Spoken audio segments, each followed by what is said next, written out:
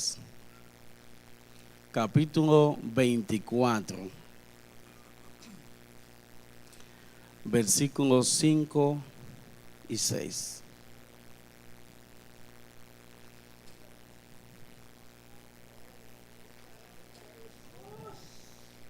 Vamos a leer hasta la parte B del versículo 6 en la versión Reina Valera contemporánea. Leemos para la gloria de Dios Padre, Hijo y Espíritu Santo. Amén. Llenas de miedo, se inclinaron ocultando su rostro. Pero ellos les dijeron: ¿por qué buscan entre los muertos al que vive? No está aquí, ha resucitado. Dios eterno, te damos gracias, muchas gracias. Gracias porque podemos leer tu palabra, porque ella sirve para nuestra buena edificación. Gracias, Señor, porque la suma de tu palabra es verdad. Gracias porque tu palabra es más cortante que toda espada de dos filos y penetra hasta discernir las intenciones más íntimas del ser humano. Gracias, Señor, porque tus juicios son más deleitosos que la miel que destila del panal. Y de esta dulce, agradable, pero también edificante y cortante palabra queremos hablar en esta mañana. Te pedimos, Señor, tu auxilio y dirección, pues de nada soy digno. Si algo puedo hacer, es por tu gracia, porque tu palabra dice que todo lo puedo en Cristo que me fortalece.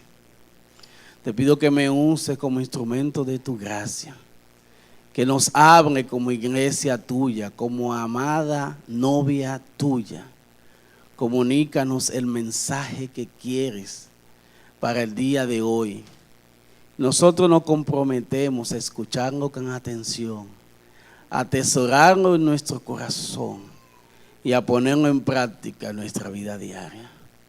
En el nombre de Jesús. Amén. Tenía una profesora en la Universidad Bíblica Latinoamericana en Costa Rica que quiso en un momento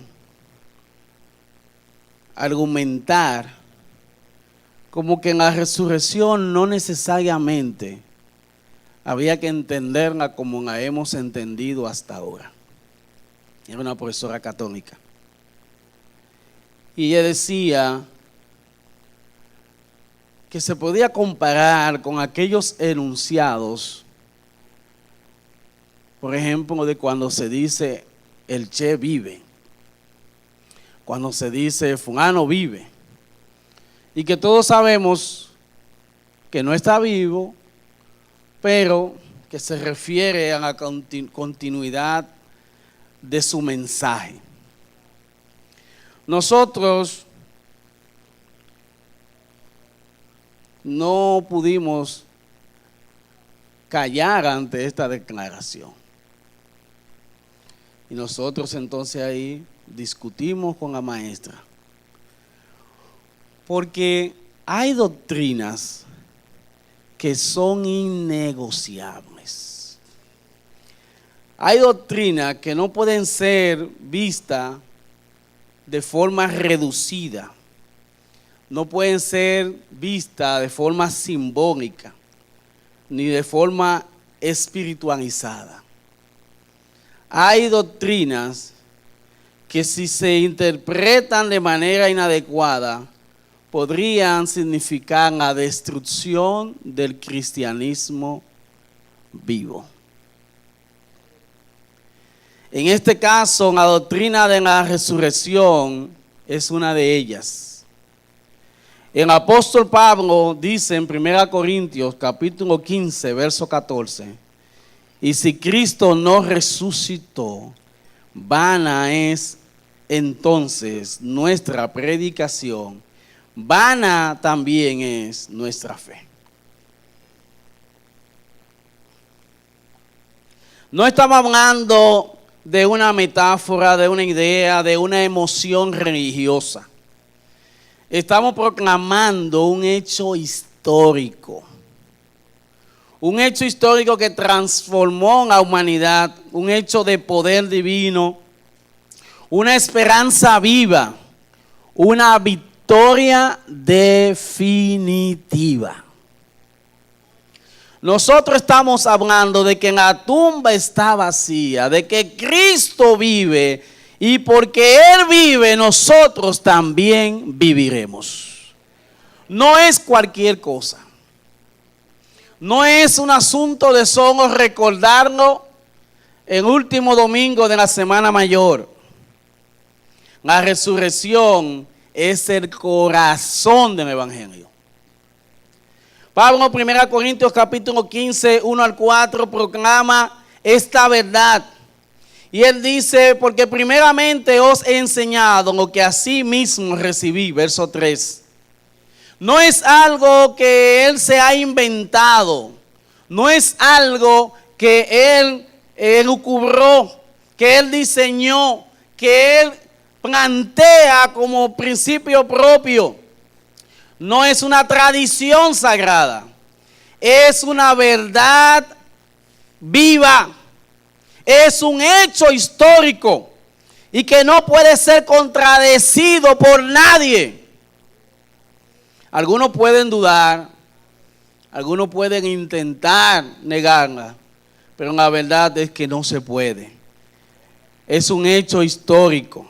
Alabado sea el nombre del Señor. Si analizamos bien los relatos sobre la resurrección de Jesucristo, tiene contenidos muy concretos. Número 1, Cristo murió por nuestros pecados. Él entregó su vida. No hay duda de esto.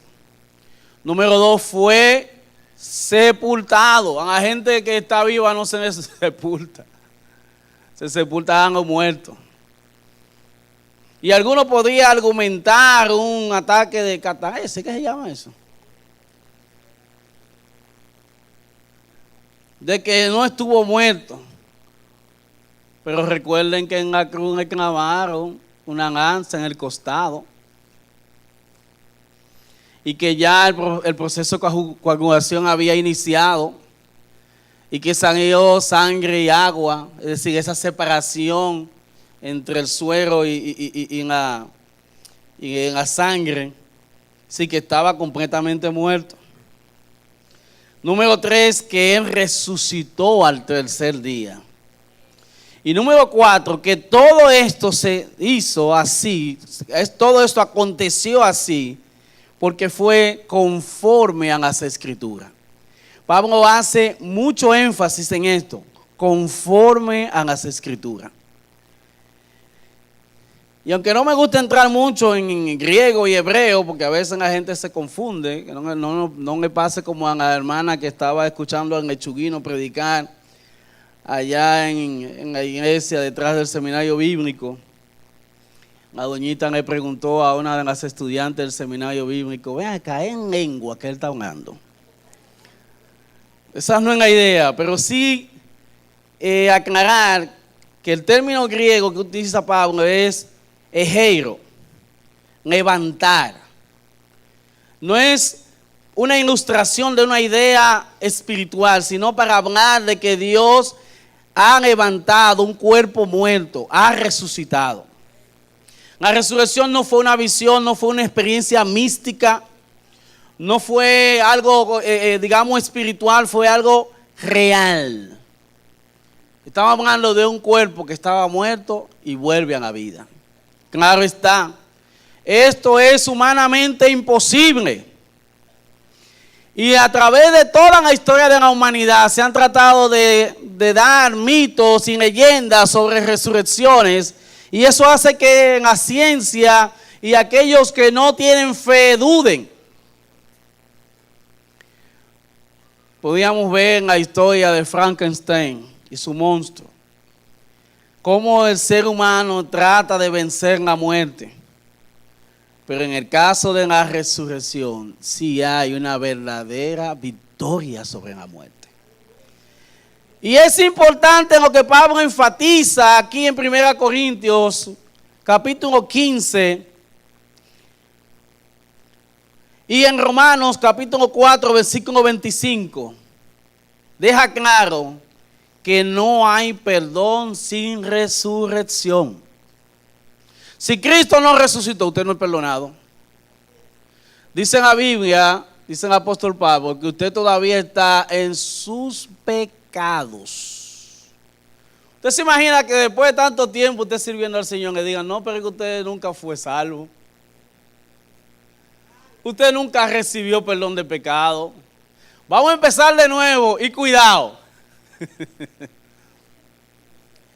No hay justificación sin resurrección. No hay iglesia sin resurrección. No hay esperanza sin resurrección. Por eso Pablo es tan enfático en decir que si Cristo no resucitó, vana es entonces nuestra fe. Y no solamente eso, hay un énfasis mayor. Él dice, el que niega la resurrección hace a Dios mentiroso y él también se constituye en un mentiroso. Porque nosotros predicamos que Dios resucitó a Cristo. Y si no hay resurrección, vana es entonces esa predicación. Pablo enfatiza que la resurrección de Jesucristo es primicia, el primer fruto de este hecho poderoso de resurrección, lo que indica además que vendrán otros frutos. Y esto trae esperanza de vida eterna. Cuando nosotros empezamos a dudar de la resurrección de Jesucristo, no estamos haciendo nada más que dudando de nuestra propia salvación y de nuestra futura resurrección en cuerpo y alma, si es que morimos, o de nuestra transformación, si estamos vivos, cuando Cristo venga por su iglesia. La resurrección de Jesucristo es un hecho verdadero y testificado. 1 Corintios 15, del 5 al 11. Pablo enumera varios testigos. Testigos puntuales y testigos grupales. Entre los testigos puntuales, él habla de Cefas, que es Pedro, que corrió al sepulcro y se dio cuenta de que había resucitado. También habla de Jacobo, al cual el Señor se le presentó. Habla de los 12 apóstoles que el Señor se le presentó. Claro está que en este caso solo eran 11. Ya Judas se había quitado la vida. Pero es para entender que se refiere a este grupo selecto de hombres y mujeres que servían al Señor, conocido como los discípulos, y que Pablo menciona como los 12. Dice también que se le apareció a más de 500 hermanos juntos. ¿Usted se imagina eso? ¿Cómo usted puede refutar el testimonio de 500 personas? Sí, yo lo vi, sí, estaba así, hizo acá. 500 personas que se le apareció juntos. Más de lo que estamos acá en esta mañana, porque algunos se tomaron una vacacioncita, ¿verdad?, de Semana Santa, y no lo juzgamos, ¿verdad? Solo esperamos que estén en sintonía a través de las redes. Allá saludan a los hermanos del Arca de Cristo, que en vacaciones de Semana Mayor nos están sintonizando. Alabado sea el nombre del Señor. Más de 500 hermanos. A todos los apóstoles enfatiza él. Y finalmente, dice Pablo, a mí se me apareció. Yo que soy como un abortivo, como uno nacido a destiempo, alguien que en el momento de su nacimiento no le garantizaban la vida, a mí también se me apareció. Y es importante ver que Pablo, en este capítulo 15, no está utilizando un lenguaje simbólico, ni siquiera un lenguaje tan doctrinal, tan digamos, de tipo didáctico cristiano. Está utilizando un lenguaje legal. Pablo está haciendo una demostración legal de que Jesucristo resucitó y de que no hay dudas. Esto ocurrió y hay testigos vivos en lo que Pablo está diciendo. La fe cristiana no nació porque alguien creyó que Cristo vivía. Nació porque el Cristo mismo apareció y dio testimonio de su resurrección. Él mismo. Él sabía que el testimonio de las mujeres no bastaba. El testimonio de los 12 no bastaba. Y él mismo se presentó delante de una multitud y le dijo: crean, yo soy. La fe no creó las apariciones de Jesucristo. Las apariciones de Jesucristo crearon la fe, dice Nat. Es decir, que no es que nosotros hemos inventado este testimonio, sino que este testimonio nos ha creado la fe y nos mantiene firme en este santo evangelio. Si no hay resurrección, todo se derrumba. 1 Corintios capítulo 15, verso 12 al 19. Pablo hace un razonamiento devastador hacia todos aquellos que dudaban de la fe en la resurrección. Aquellos que habían sido influenciados por los saduceos y otras doctrinas que negaban la resurrección. Pablo le dice: si no hay resurrección, si nosotros no tenemos esa esperanza de resurrección, Cristo no resucitó. La predicación es vana, la fe es inútil, los apóstoles son mentirosos, el pecado sigue reinando, los muertos en Cristo están perdidos. Bueno, es cualquier cosa. No es para yo dudar, así de que no, pero es que, mira, lo que pasa es, mire, no dude en la resurrección de Jesucristo y no dude en la resurrección de los que mueren en Cristo. Porque Pablo hace demasiado énfasis en la importancia de esta doctrina. Y yo no puedo ahora venir a decir, como decía la maestra en Costa Rica, se puede interpretar de otra manera. No hay otra interpretación. Alabado sea el nombre del Señor. No lo hay. Si en esta vida solamente esperamos en Cristo, somos los más dignos de lástima, dice el verso 19. Y te dirá: ¿y cómo es posible? Déjenme leerlo de nuevo.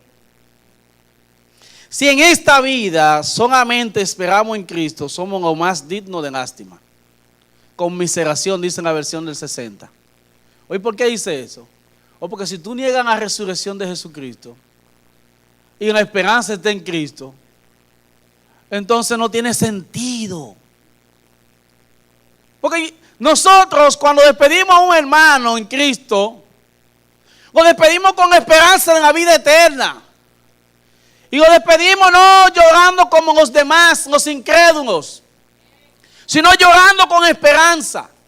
Pero si no hay resurrección, dejen de llorar con esperanza, lloren como nosotros, incontrolablemente, griten, que se les dé ataque, tírense en el suelo, ensúciense, despídanse para siempre, digan un adiós definitivo, no digan un hasta luego, un adiós definitivo, mira, hasta nunca.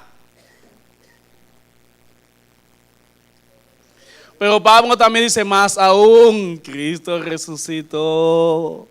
Primicia de los que duermen es hecho. Es decir, hay esperanza. Más ahora, Cristo ha resucitado de los muertos. Primicia de los que durmieron es hecho. Verso 20. Si no fuera así, digno de lástima. Pero como es así, yo soy bienaventurado, tú eres bienaventurado, somos bienaventurados, alabado sea el nombre de Jesús. Esta es una de las verdades más gloriosas del Nuevo Testamento. Cristo es la primicia, la primera cosecha. Yo me contaba un día, hace un tiempecito ya, que yo vivía por acá, por la Gregón y Luperón.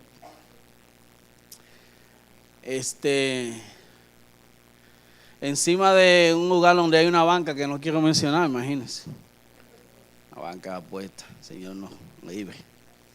Pero vivía ahí y un día estoy viendo por la ventana y hacia el patio de al lado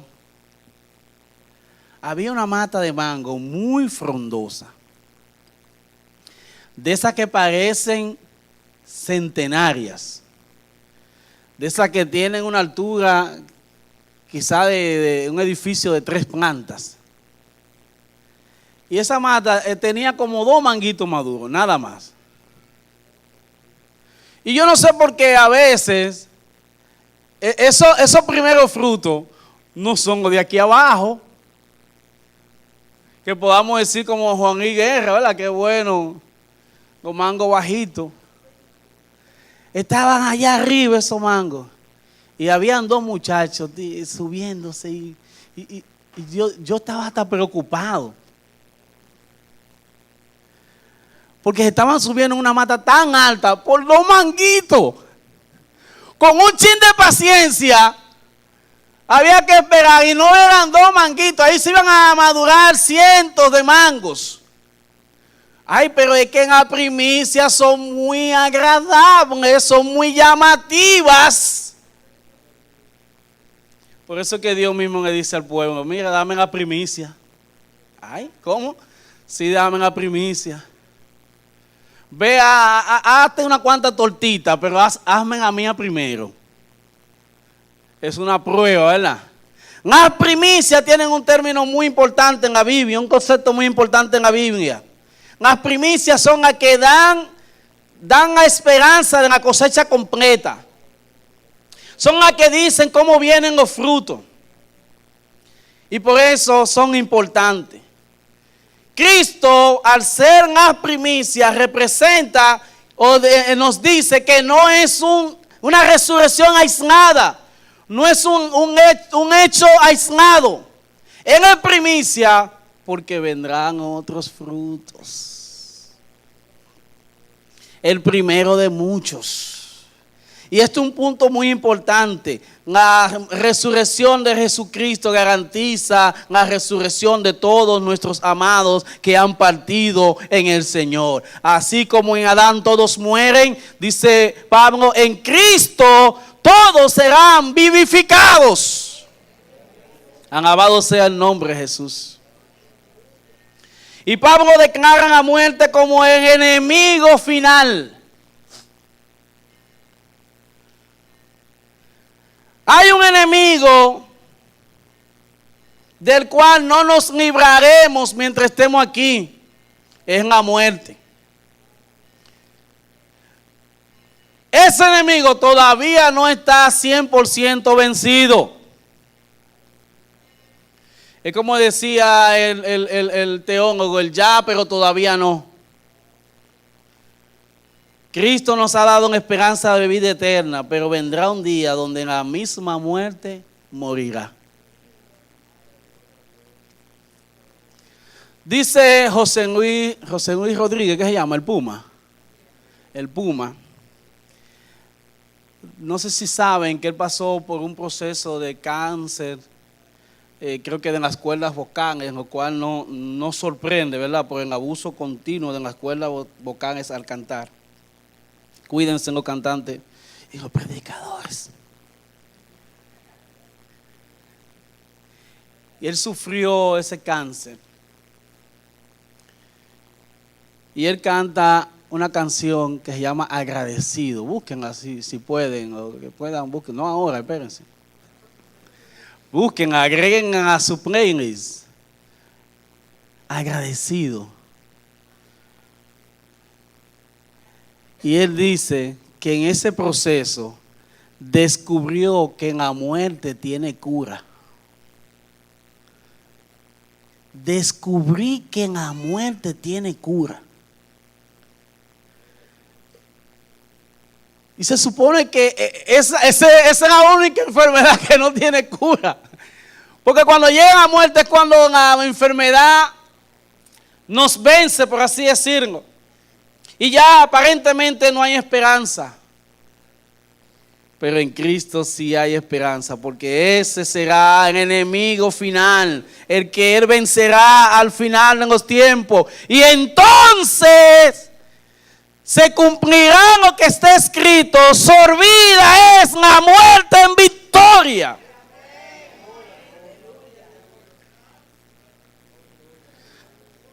Al final de los tiempos, la resurrección de Cristo nos asegura que Él reinará, que todos sus enemigos serán sometidos y que la muerte misma será destruida. La muerte morirá, la muerte desaparecerá. Aleluya. La muerte no será reformada, no será mitigada, será destruida. Alabado sea el nombre del Señor. Por eso los cristianos no tenemos que temerle a la muerte, porque hay esperanza en Cristo Jesús. Y ese es uno de los mayores temores de la humanidad, el temor a la muerte. Pues ya yo descubrí que a la muerte no hay que tenerle miedo. Yo me muero cuando Cristo quiera. Y mientras su propósito no se haya cumplido en mí, no importa, no me voy a morir. El día que yo me morí, denle gracias a Dios, porque ya su propósito se cumplió en mí. No lloren. Bueno, lloren, los cercanos, sí, lloren. Lloren un chin, pero lloren con esperanza. Porque si morí, fue porque es la voluntad del Señor y se cumplió su propósito en mí. Ahora bien, muero con esperanza de resurrección y vida eterna. Alabado sea el nombre del Señor. Alabado sea el nombre de Dios. Aleluya. Gloria a nuestro Dios. Cuando vemos la resurrección de Jesucristo, notamos que hubo una transformación en su resurrección. Que Él nos resucitó con las mismas limitaciones que tenía antes de morir. Y Pablo lo dice de esta manera: es como una semilla. Se siembra corruptible, resucita incorruptible. Se siembra mortal, resucita inmortal. Se siembra en deshonra, resucita en honra. Se siembra en debilidad, resucitará en poder, resucitará en gloria. Nosotros tenemos esa esperanza viva de que así como Cristo resucitó, tendremos un cuerpo glorioso. Y Pablo hace mucho énfasis. A mí me encanta esta lectura. La lectura de 1 Corintios capítulo 15, porque como que le da todo ese significado a esta discusión sobre la resurrección, como que es el complemento directo de esta parte cuando dice no está aquí, ha resucitado. Como que eso deja como ciertas cosas como en el aire. Y Pablo en 1 Corintios 15 agarra eso y nos da esta demostración, todos estos conceptos doctrinales tan importantes, como decían, ese lenguaje legal, para demostrar esa esperanza viva de la resurrección. Y eso me encanta. Yo siempre digo que hay que darle gracias a Dios muchas veces hasta por los problemas que hay en la iglesia. Amén. Sí, hay que darle gracias a Dios por los problemas que hay en la iglesia. En Corintios se levantó un grupo a decir que Jesucristo, que la resurrección no se iba a efectuar, que no había resurrección, que nosotros moríamos y ya. Oigan eso, que morimos y ya. Está bien que el evangelio es bueno en esta tierra, pero también la esperanza de vida eterna hay que mantener, hermano. Amén. Y por ese grupo que se levantó diciendo eso, Hoy tenemos este capítulo que nos habla tan claramente de lo que es la resurrección. Y Pablo utiliza una expresión un tanto que hay confusión en cuanto a ella, que es que dice, ¿y qué harán los que se bautizan por los muertos? Si la resurrección no existe, ¿por qué se bautizan por los muertos? Algunos creen, como los, creo que son los mormones, ¿verdad? Que hay que bautizarse por los muertos para que reciban la salvación después de. Y algunos creen que es como esa confirmación ahí en 1 Corintios capítulo 15. Pero Pablo lo que está es como con cierto sarcasmo. Sarcasmo educativo. Sarcasmo no para ofender. Pero que quiere decir, óyeme, esta gente no cree en la resurrección y se bautizan por los muertos. No está diciendo que hay que bautizarse por los muertos y creer en la resurrección. Está diciendo que para qué creen, para qué hacen esa práctica, para qué tienen esa conducta, si al final no creen en la resurrección. Nosotros no nos vamos a bautizar por los muertos, pero sí vamos a creer en la resurrección. Lo que está enfatizando Pablo es que la resurrección es un hecho indubitable que nos da la esperanza de la victoria sobre la muerte. Y aquí es donde él dice, versos 50 y 50 al 57, donde habla de la victoria final sobre la muerte.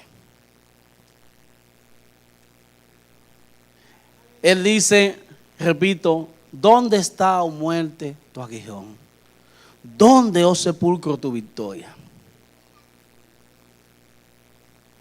Pablo toma dos porciones separadas del Antiguo Testamento, de Isaías y de Oseas, para hacernos énfasis en que la muerte fue derrotada, en que el pecado perdió su poder y en que la ley ya no nos puede condenar. Yo voy a repetir eso.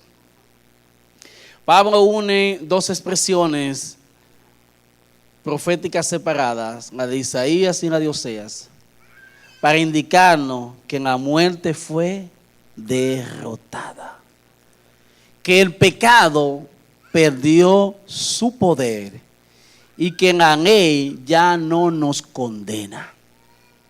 Recordemos que Cristo llevó en la cruz en acta de los decretos que nos eran contrarios. Lo clavó en la cruz y aseguró nuestra salvación.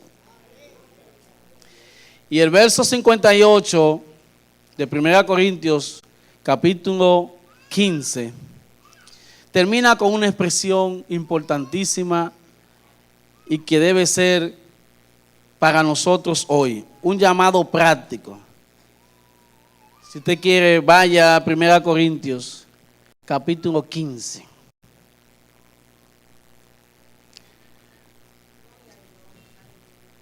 Primera Corintios 15.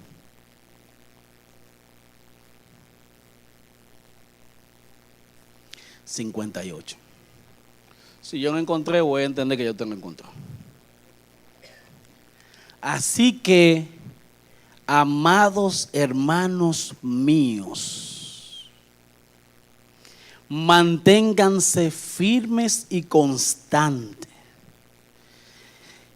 y siempre creciendo en la obra del Señor, seguros de que el trabajo de ustedes en el Señor no carece de sentido. Perdón que en la Reina Valera contemporánea, pero yo se lo dije al principio, ¿verdad? Que no me captó eso. Pero está bien, vamos a leer en la Reina Valera del 60. Esa es la que le gustan a algunos de ustedes. Ahora no quiere abrirme. Está como en contra de ustedes.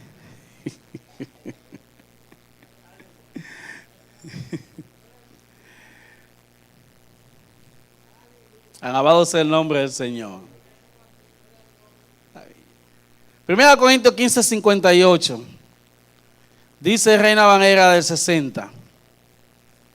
Así que amados hermanos míos, manténganse firmes y constantes, y siempre creciendo en la obra del Señor. Ah, no, que yo estoy yendo de nuevo en la misma. Ay, Dios mío. Y nadie me dice nada. Dicen lo mismo casi, pero por si acaso, ¿verdad? Porque hay gente que se no saben de memoria. Dice como que. Así que, hermanos míos amados, estad firmes y constantes, creciendo en la obra del Señor siempre, sabiendo que vuestro trabajo en el Señor no es en vano. Alabado sea el nombre del Señor. Pablo nos aclara aquí que esta doctrina no solamente es importante porque debemos conocer las doctrinas fundamentales del Evangelio, sino porque también ayudan a mantenerse firme en el Señor.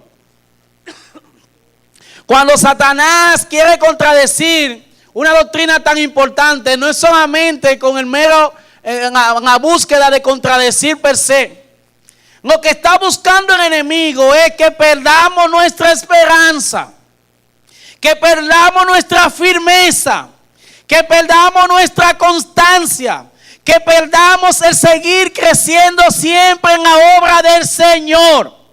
No nos dejemos engañar por esas presunciones de enemigos, por esas enseñanzas engañosas. Cuando nosotros creemos en la resurrección de Jesucristo y en la esperanza de resurrección de los que murieron en Cristo, eso nos fortalece frente al sufrimiento. Eso nos santifica frente al presente, a las pruebas del presente. Eso nos impulsa a servir al Señor vividamente. Eso nos libra del miedo a la muerte. No es cualquier cosa. Debemos saber que en la esperanza de vida eterna y el llamado, la doctrina de la resurrección son determinantes para la vida cristiana. Son determinantes, no es cualquier cosa. Nada de lo que hacemos en Cristo es en vano. Yo quiero que tú se lo digas, hermano que está a su lado. Nada de lo que hacemos en Cristo es en vano. Díganle a su hermano, nuestro futuro en el Señor está asegurado. Dígaselo, nuestro futuro en el Señor está asegurado. Nuestra victoria está garantizada. Alabado sea el nombre del Señor. Yo quiero que el ministerio de adoración pase por acá y me ayude a cantar. Vamos a cantar un himno que yo creo que todos se saben.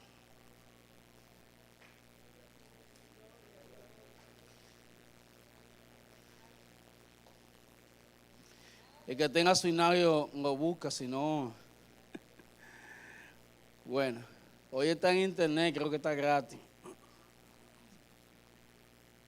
Alabado sea el nombre del Señor.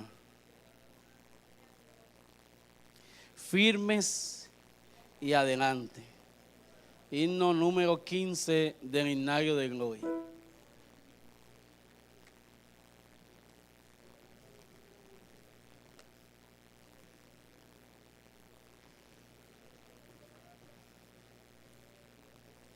Yo quiero que nos pongamos de pie para cantar esta declaración de victoria. Alabado sea el nombre del Señor.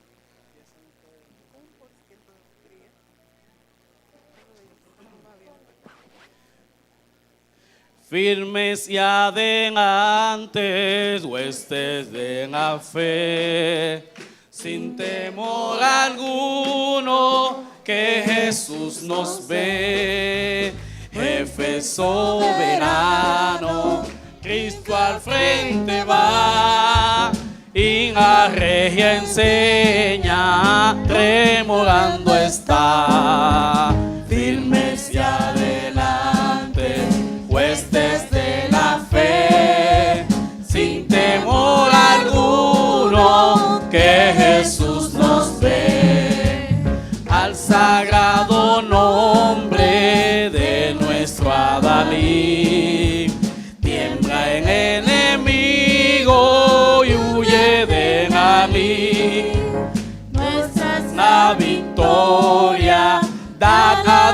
Mor, y oiga buen aveno lleno de pavor. Firme hacia adelante, pues desde la fe, sin temor alguno, que Jesús nos ve. Oiga bien, muévase potente, la iglesia de Dios, denos ya gloriosos, marchamos en pos. Somos solo un cuerpo, Uno es el Señor, una es la esperanza, y uno nuestro amor. firme hacia adelante, pues desde la fe, Sin temor alguno, que Jesús nos ve. tronos y coronas pueden perecer, de Jesús la iglesia fiel habrá de ser. Nada en contra tuya prevalecerá, porque en la promesa nunca faltará. Firme hacia adelante, pues desde la fe, sin temor alguno, que Jesús nos ve. Alabado sea el nombre del Señor. La resurrección es un llamado a mantenernos firmes, a marchar firme hacia adelante. La victoria es tuya en el Señor. Dios le bendiga.